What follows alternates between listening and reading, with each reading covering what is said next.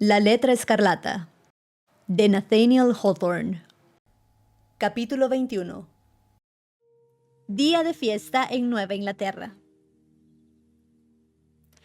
Muy temprano por la mañana del día en que el nuevo gobernador había de recibir su cargo de manos del pueblo, Hester Prynne y la pequeña Pearl fueron a la plaza del mercado. Ya estaba llena de artesanos y otros plebeyos, habitantes de la ciudad, y entre ellos se veían algunos rudos personajes cuyas vestimentas de piel de venado indicaban que eran habitantes de los poblados del bosque que rodeaban la pequeña metrópolis de la colonia. En este día de fiesta, como en todas las demás festividades de los últimos 7 años, Hester Prynne iba vestida con un traje tosco de tela gris. Tanto por el tono de la tela como por alguna indescriptible peculiaridad en su forma, lograba que su vestido la hiciera desaparecer, esfumando sus contornos. Pero la letra escarlata la recuperaba, haciéndola volver de esta penumbra del anonimato, revelándola bajo el aspecto moral de su propia iluminación. Su rostro, tan conocido por la gente del pueblo, mostraba la marmórea pasividad que todos estaban acostumbrados a ver en él. Era como una máscara, o más bien como la helada quietud de las facciones de una muerta. Y este lúgubre parecido se debía, en efecto, al hecho de que Hester estaba realmente muerta, en cuanto a pretender que se le otorgase alguna muestra de compasión o simpatía, y se había alejado ya del mundo con el cual parecía aún alternar.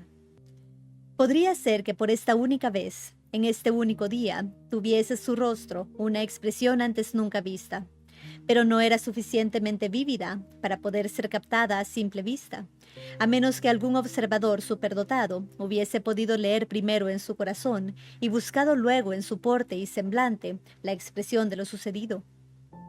Tan agudo observador podría comprender muy bien que, luego de soportar la mirada de la multitud durante 7 largos y tristes años, por necesidad, penitencia y la fuerza de una austera religión, por esta última vez la afrontara libre y voluntariamente para convertir en un pequeño triunfo lo que durante tanto tiempo había sido un suplicio.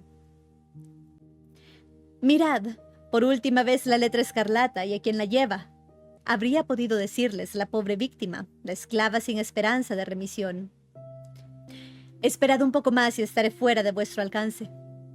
Unas horas más y el profundo y misterioso océano habrá extinguido y ocultado para siempre el símbolo que hicisteis arder en mi pecho. Y no sería acertado calificar de incongruente a la naturaleza humana al suponer en Hester un sentimiento de tristeza en el momento de lograr la liberación de aquel dolor que tan profundamente había llevado incorporado en su ser. No sería raro que sintiese un irresistible deseo de apurar hasta la última gota de acíbar que había sazonado casi todos sus años de mujer madura. El licor de vida que desde ahora se brindaría a su boca sería sin duda sabroso, exquisito y estimulante en su copa de oro cincelada, produciendo en ella también una dulce languidez, luego de haber apurado las heces de la amargura que la marearon como un licor muy fuerte. Pearl estaba ataviada con una alegría vaporosa. Habría sido imposible adivinar que esta aparición, brillante y luminosa, debía su existencia a la sombría forma gris, o que una inventiva a la vez tan extravagante y delicada como la que se necesitaba para idear y confeccionar la vestimenta de la niña, era la misma que había logrado, produciendo un efecto más difícil quizás, otorgar una peculiaridad tan personal y especial al sencillo vestido de Hester.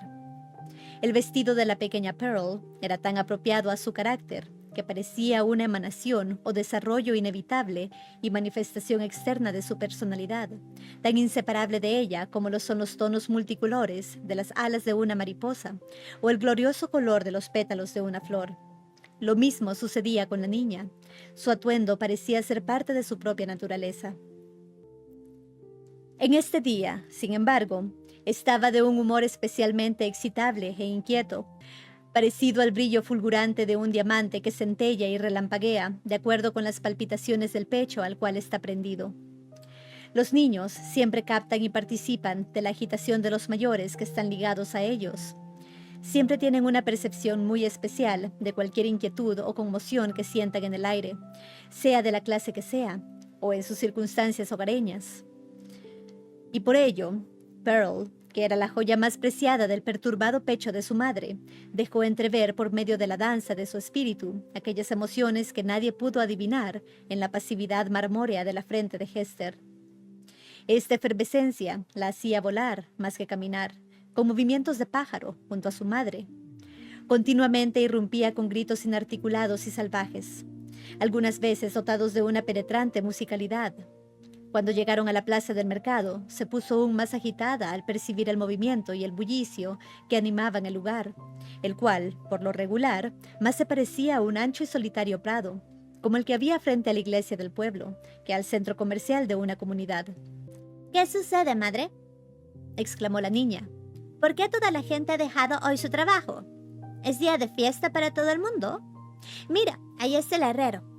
Se ha lavado el hollín de su cara y se ha puesto su traje de domingo. Parece estar dispuesto a divertirse, si alguien le pudiera enseñar cómo hacerlo. Y allí está Master Brackett, el viejo carcelero, sonriéndome y saludándome. ¿Por qué lo hace, madre? «Te recuerda de cuando eras una bebé, hija mía», respondió Hester. No debía sonreírme y saludarme por eso. Ese sombrío anciano de ojos tan feos, dijo Pearl. Puede saludarte a ti, si lo desea, pero estás vestida de gris y luces la letra escarlata. Pero mira, madre, mira cuántos rostros extraños y cuántos indios y cuántos marineros. ¿Qué han venido a hacer aquí, a la plaza del mercado? «Están esperando que pase la procesión», dijo Hester, «porque el gobernador y los magistrados deben pasar, y también los ministros y toda la gente importante, marchando detrás de la música y los soldados». ¿Y el pastor estará entre ellos?, preguntó Pearl. ¿Y me tenderá las manos como cuando me llevaste donde él, junto al arroyo? «Estará presente, hija mía», respondió su madre, «pero no te saludará hoy, y tú tampoco debes saludarlo a él». «¿Qué hombre más extraño y triste es?», dijo la niña como hablando consigo misma. «En la oscuridad de la noche nos llama y toma tu mano y la mía como cuando estuvimos con él sobre el cadalso. Y en el fondo del bosque, cuando solo los viejos árboles pueden oír y un pequeño trozo de cielo puede verlo, habla contigo sentado sobre un montón de musgo. Y también besa mi frente y el pequeño arroyo apenas puede lavar ese beso. Pero aquí, en este día soleado, entre toda esta gente, no nos conoce. Y nosotros tampoco debemos conocerlo. Es un hombre extraño y triste, con una mano siempre sobre el corazón». «Calla, Pearl. Tú no entiendes estas cosas», dijo su madre. «No pienses ahora en el pastor. Debes observar todo lo que sucede alrededor tuyo y mirar qué alegre está hoy el rostro de todo el mundo. Los niños han salido de los colegios y los adultos de sus talleres y sus campos con el propósito de alegrarse, porque hoy un hombre nuevo va a comenzar a gobernarlos. Y así, como es costumbre desde que esta nación se fundó, la gente se regocija y se alegra como si un año bueno y dorado se anunciara por fin al pobre y viejo mundo». La explicación que Hester dio en lo que se refiere a la poco acostumbrada alegría que brillaba en los rostros de la gente era exacta. En esta ocasión festiva, como ya había sido antes y continuó siendo durante los 2 siglos siguientes, los puritanos comprimían la poca alegría y regocijo público que estimaban que la debilidad humana merecía, disipando así su acostumbrado retraimiento, de modo que durante este último día de fiesta parecían apenas menos graves que otras comunidades durante un periodo de aflicción general. Pero es posible que estemos exagerando el tinte negro o grisáceo que indudablemente caracterizaba al ambiente y las costumbres de ese tiempo. Las personas que ahora se encontraban en la plaza del mercado de Boston no habían nacido dentro de la tradición puritana, habían nacido en Inglaterra, y sus padres habían vivido en la brillantez y riqueza de la época isabelina, época en que la vida de Inglaterra parece haber sido magnífica, fastuosa y alegre, más que en ninguna época anterior. De haber sido fieles a sus gustos hereditarios, los colonos de Nueva Inglaterra habrían ilustrado todos los acontecimientos de importancia pública con fogatas, banquetes, espectáculos y procesiones. No les habría sido imposible, en las ocasiones de ceremonia, combinar las recreaciones alegres con la solemnidad y dar un tono divertido y brillante al atuendo que una nación acostumbraba a lucir en tales festividades. Se adivinaba como una leve intención de celebrar así el día en que comenzaba el año político de la colonia. El pálido recuerdo de esplendores pasados, una repetición descolorida y anodina de lo que habían visto en el viejo y orgulloso Londres. No diremos durante las celebraciones de una coronación real, sino quizá para la investidura de un alcalde. Podía vislumbrarse en las costumbres de nuestros antepasados durante la institución anual del nuevo magistrado. Los padres y los fundadores de la nación, el hombre de Estado, el clérigo y el militar, estimaban que era un deber asumir el aspecto exterior de la pompa y la majestad, el cual, de acuerdo con el antiguo estilo, se consideraba que era el adecuado a la eminencia pública y social. Todos acudieron para formar parte de la procesión que se desarrollaba ante los ojos del pueblo y prestar así la dignidad necesaria a la simple estructura de un gobierno recién organizado. Entonces la gente tenía también ocasión, aunque esto no se estimulaba, de relajar un poco su ardua dedicación a las variadas aplicaciones de su sencillo trabajo, que para ellos formaba parte del espíritu y la materia de su religión. Es cierto que aquí no se veía ninguno de los espectáculos que en tiempos de Isabel de Inglaterra eran tan comunes, y también en la época del rey Jaime. Jamás, siquiera, una simple representación teatral. Ningún trovador con su arpa y su balada legendaria, ni un juglar con un mono bailando al son de la música, ni un prestidigitador con sus trucos de falsa brujería, ni un Merry Andrew que animara a las multitudes con sus chistes, quizás centenarios, pero todavía efectivos por recurrir a las más simples fuentes de la alegría. Todos estos maestros de las variadas ramas de la jocosidad habrían sido severamente prohibidos, no solo por la rígida disciplina de la ley, sino por el sentimiento que animaba a la ley. Sin embargo, la grande y honrada cara del pueblo sonreía, hoscamente quizás, pero también abiertamente. No era que faltaran diversiones parecidas a las que los colonos habían presenciado y en las que habían tomado parte, mucho tiempo antes, en las ferias campestres y en los prados de los pueblos de Inglaterra. Y parecía ser una buena política mantenerlas vivas en la nueva tierra, a causa de la bravura y hombría que eran su esencia. Campeonatos de lucha, en los estilos de Devonshire o de Cornwall, se veían en diversas partes de la plaza del mercado. En una esquina había un amistoso encuentro de lanzas, y sobre el cadalso, ya tan familiar para nosotros, atrayendo mayormente la atención de todos, dos maestros hacían demostraciones con el escudo y la espada. Pero, para gran desilusión de todos los ciudadanos, este deporte fue interrumpido por el alguacil del pueblo, quien no iba a permitir que la majestad de la ley fuera violada por tal abuso de uno de sus lugares más santos. Quizás no sea exagerado afirmar, de una manera general, que aquellos ciudadanos, que se encontraban en los primeros estadios de un comportamiento sin alegría, y eran hijos de aquellos otros que en su tiempo habían sabido ser alegres, se podían comparar favorablemente con sus descendientes en lo que se refiere a festejos, incluso con un intervalo tan largo como el que separa a ellos de nosotros. En la posterioridad inmediata, la generación siguiente a la de los primeros emigrantes mostró la tonalidad más negra del puritanismo, y de tal manera oscurecía con ella el rostro de la nación, que todos los años siguientes no han sido suficientes para limpiarlo. Tenemos que volver a aprender el arte olvidado de la alegría. El cuadro de la vida humana en la plaza del mercado, aunque en él dominaban el triste gris café y el negro de los atuendos de los emigrantes ingleses, se veía, sin embargo, aliviado por cierta riqueza de colorido.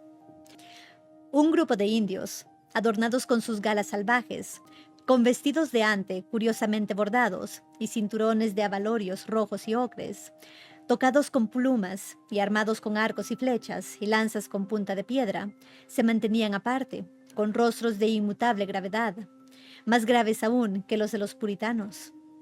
Sin embargo, por muy salvajes que fueran estos bárbaros pintarrajeados, no eran lo más vistoso de la escena. Esta distinción podía ser reclamada por algunos marineros, parte de la tripulación que venía del Caribe, que habían bajado a tierra para presenciar las festividades del día de las elecciones. Eran forajidos de aspecto rudo, de rostros tostados por el sol y grandes barbas. Sus pantalones, bombachos, estaban ceñidos al talle por cinturones, con anchas hebillas de oro, de los que pendía un cuchillo o una espada. Debajo de sus amplios sombreros de paja brillaban ojos que tenían una especie de alegre ferocidad animal. Sin temor ni escrúpulo, transgredían las reglas de comportamiento que existían para todos los demás. Fumaban tabaco ante las narices del alguacil, aunque cada bocanada habría costado un chelín a cualquier habitante del pueblo. Tragaban aguardiente o vino que llevaban en sus cantimploras y les ofrecían sin escrúpulos a la multitud boquiabierta que los rodeaba. Era característico de la moralidad de la época, que estimamos muy rígida, el que se concedía gran licencia a los marinos, no solo para su comportamiento en tierra, sino para una conducta mucho más extremada aún cuando se encontraban en su propio elemento. Los marineros de esa época serían considerados como piratas en la nuestra. No sería raro, por ejemplo, que la tripulación de esa misma nave, aunque no se compusiese de miembros especialmente malos de la hermandad marinera, fuera culpable de infracciones que habrían puesto en peligro sus cabezas en cualquier tribunal moderno. El mar, en aquellos tiempos, se encrespaba, se agitaba y echaba espuma como le venía en gana, siguiendo su propia voluntad y sometido solo a los vientos tempestuosos, y ninguna ley humana podría regirlo. El filibustero de las olas podía renegar de su vocación y convertirse inmediatamente, si así lo deseaba, en un hombre probo y piadoso en tierra firme. Pero ni siquiera en plenas funciones de su temerario oficio era considerado como persona deshonrosa, con la cual no fuese lícito tratar. Así pues, los patriarcas puritanos, con sus capas negras, almidonadas golas y sombreros en punta, sonreían con cierta complacencia ante el bullicio y el tosco comportamiento de estos alegres marineros. Y no produjo admiración ni repulsa el hecho de que un ciudadano tan respetable como el viejo Roger Chillingworth, el médico, entrase en el mercado conversando animada y familiarmente con el capitán del sospechoso navío. Este último era, con mucho, la figura más vistosa y galana, en lo que se refiere al vestido, entre toda la multitud.